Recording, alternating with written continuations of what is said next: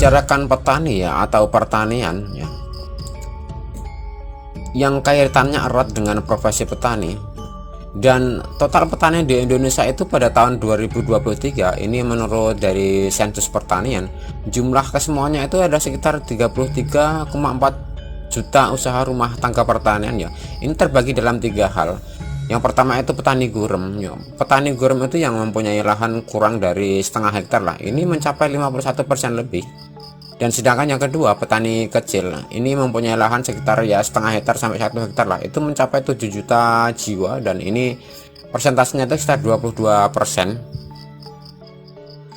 Dan yang ketiga itu adalah petani menengah atau yang besar ya, ini mempunyai lahan di atas 1 hektar, itu jumlahnya sekitar 25%, yaitu sekitar 8 juta jiwa. Dan yang menjadi catatan ya, definisi dari petani adalah mengacu pada urusan rumah tangga pertanian ya, yang menggantungkan dari ya setidaknya memiliki satu orang anggota keluarga lah yang melakukan kegiatan di sektor pertanian, baik hortikultura, perkebunan, peternakan, dan perikanan, dan baik sebagai usaha utama maupun sampingannya. Dan ini penurunan jumlahnya ini, angka ini terus menurun signifikan ya dibanding dengan sensus pertanian pada tahun 2013. Dan penurunnya ini sekitar 2,2 juta jiwa ya, ini terutama pada kelompok petani gurem atau petani yang kecil. Dan dominasi petani sendiri atau petani gurem ini lebih dari 74% ya. Dan dari total petani di Indonesia itu semuanya rata-rata ya petani kecil ya, yang itu tadi mempunyai lahan kurang dari setengah hektar. Dan kalau kita lihat ya, di sawah-sawah itu jarang sekali ya kita menemukan anak muda itu yang intinya usianya kurang dari 34 tahun lah, kurang dari 30 tahun itu yang mereka itu menjadi petani. Dan ini rata-rata hampir 70% itu yang bersedia menjadi petani itu ya usianya di atas 45 tahun ya. Nah ini yang kenapa ya generasi muda ini enggan menjadi petani ya, karena persepsi bahwa sektor ini memang tidak menjanjikan secara ekonomi dan berat secara fisik, dan menurut mereka pun jadi pekerjaan yang kurang bergengsi. Dan inilah yang akan kita bahas ya, kenapa anak muda ini ogah menjadi petani. Mari kita bahas. Indonesia itu negara agraris ya, kalimat ini sangat hafal ketika kita masih di SD pun. Tapi coba kita tanya ke adik-adik atau ponakannya, atau bahkan ke diri kita sendiri, apa mau kita jadi petani? Jawabannya kemungkinan besar enggak ya. Dan kenapa anak muda ini ogah menjadi petani? Ada apa sebenarnya? Apa karena mereka malas atau karena masalah yang lebih sistemik? Nah, di video ini kita akan bahas tuntas akar masalahnya.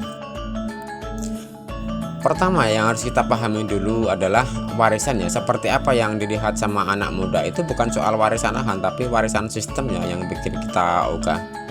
Image kotor, capek, miskin, dan memang realitanya seperti itu. Menjadi petani itu identik dengan kerja fisik yang berat, berpanas-panasan, dan yang paling menakutkan itu adalah risiko finansial yang tinggi ya.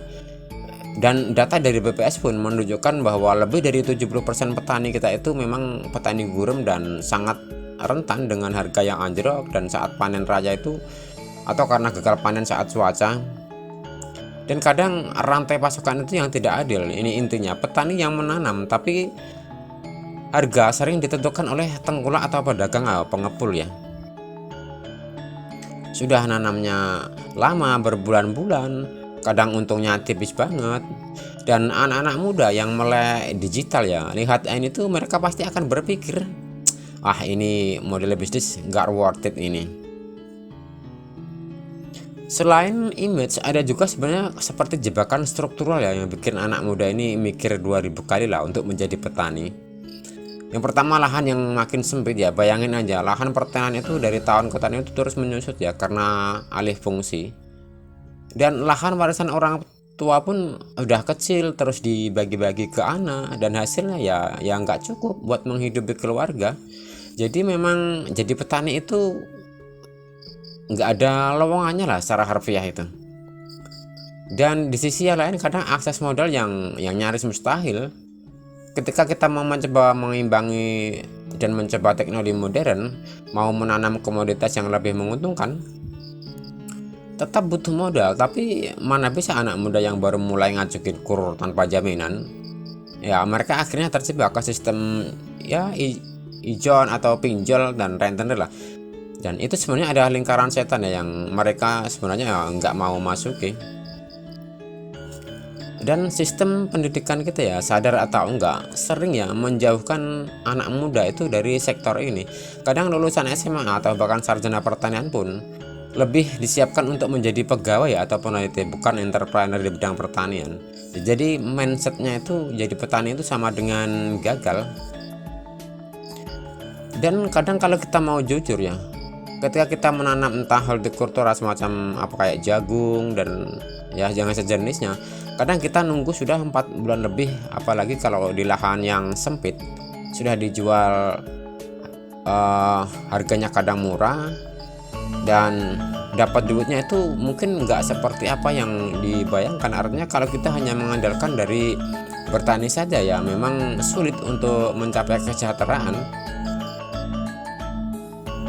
Tapi sebelum kita pesimis, kita harus lihat juga dari sisi yang lain ya, yang bikin kita semangat. Ada gelombang baru petani muda yang membuktikan bahwa jadi petani pun bisa keren dan prospek. Mereka ini adalah agropreneur ya, mereka nggak cuma mencangkul, tapi mereka pakai teknologi untuk memonitor kelembapan tanah, drone untuk penyemprotan. Nah, mereka ini yang mereka ini melek pemasaran digital, jualan lewat Instagram, TikTok, e-commerce. Dan mereka itu bisa melakukan branding, kemasan produk yang estetik, bikin cerita di balik beras atau sayur.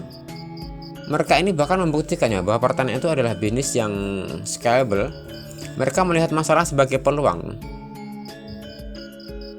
Tapi ya perlu diingat, mereka ini adalah pengecualian, bukan yang mayoritas.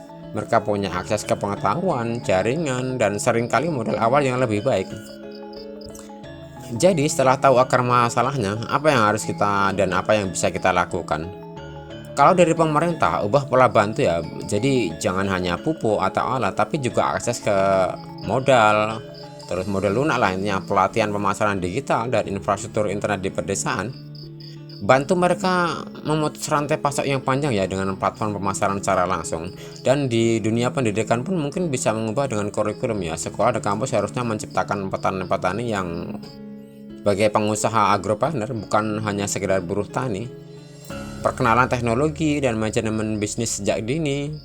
Ubah pola pikir dan dukungannya, harga produk lokal, beli langsung dari petani kalau bisa ya. Dan yang paling penting, hilangkan stigma bahwa petani itu pekerja kelas 2. Jadi kalau kita rasa ya, jadi anak muda itu sebenarnya bukan ogah jadi petani atau karena mereka malas, tapi karena sistemnya yang masih membuat profesi ini tidak menarik dan berisiko tinggi.